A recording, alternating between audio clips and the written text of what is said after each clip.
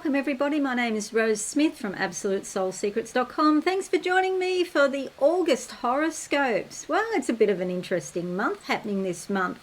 We have two supermoons. The first one is a full moon in Aquarius on the first of the month. The second one, which is the blue supermoon, known as the blue moon because it's the second of two full moons in a month. So the blue supermoon is in Pisces on the 30th. So that's a bit unusual.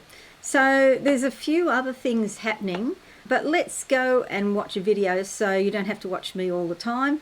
If you are new, subscribe and be alive and hit that notification bell right now. Thank you very much.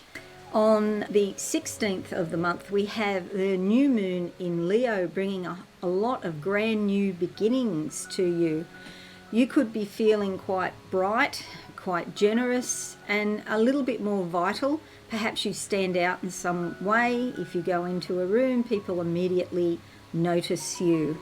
Then on the 23rd of August, the Sun enters Virgo, and on the same day, Mercury goes retrograde in Virgo.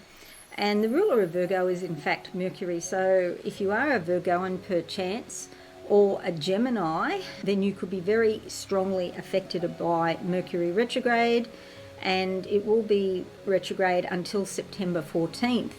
Now, having said this, there is a bit of a thing called a shadow period for a week either side of these dates when the energy of Mercury retrograde is coming on or going off. Mercury retrograde can influence conversations or communications so that they get miscommunicated or misunderstood in some way. So do be careful of that. And also, it's not a good time to sign contracts. If you have to sign a contract, okay, you have to sign it, but do know that it's quite possible or even likely that something in that contract may change after September 14th when Mercury turns direct. It's not a great time for travel either. Often different legs of your itinerary may run late, and then it affects the whole itinerary. So allow plenty of time between each leg if you've got multiple trips to do. On the 27th, Mars enters Libra. Mars isn't really at home here.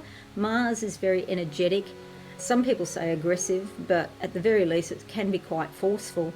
It is the planet of war after all, and it's entered Libra, which has the rule of Venus, and Venus is very much about love, affection, peace and harmony. So maybe a little bit of Libra will rub off on Mars, and a little bit of Mars energy will run off onto Libra, and they may cancel each other out. So it mightn't be a bad time. There may be some net gains here. Then we have on the 28th of August, Uranus is retrograde in Taurus. Now, when a planet does go retrograde, it doesn't matter if it's Uranus or Mercury or even Venus, which has been retrograde since last month. It means that the energy is very much internalized.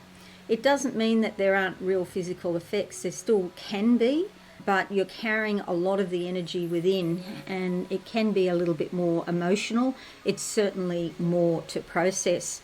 And with Uranus retrograde in Taurus, there could be some physical effects because Taurus is an earth sign. Uranus is very volatile, very rebellious and independent, but it also brings a lot of innovation, and things can happen like a bolt out of the blue, and it can be lightning fast that something happens and the whole situation changes rapidly. So have a look at your star sign, click the link below, and it will show you will see where Uranus is in your chart, so you'll know what area of your life is affected. The other thing to note is that we do have the Perseids meteor shower, and it is in effect from I think the 27th of July through most of August. But the strongest time, the peak time for seeing the meteorite shower is between the 9th and the 13th, and you can see it from most of the planets here on Earth. Sorry, most of the countries here on Earth, not planets. Most of the countries here on Earth.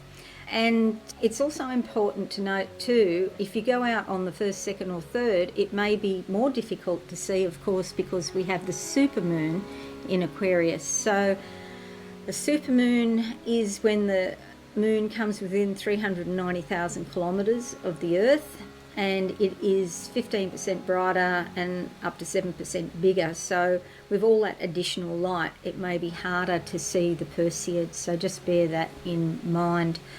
On the 27th, Saturn is coming closest to the Earth this year. It does this once or twice a year, so it's not an unusual thing. It will be a mere 830 million miles away in opposition, which basically means that in a straight line, if you could imagine, we'd have the Sun, the Earth, and then Saturn, okay?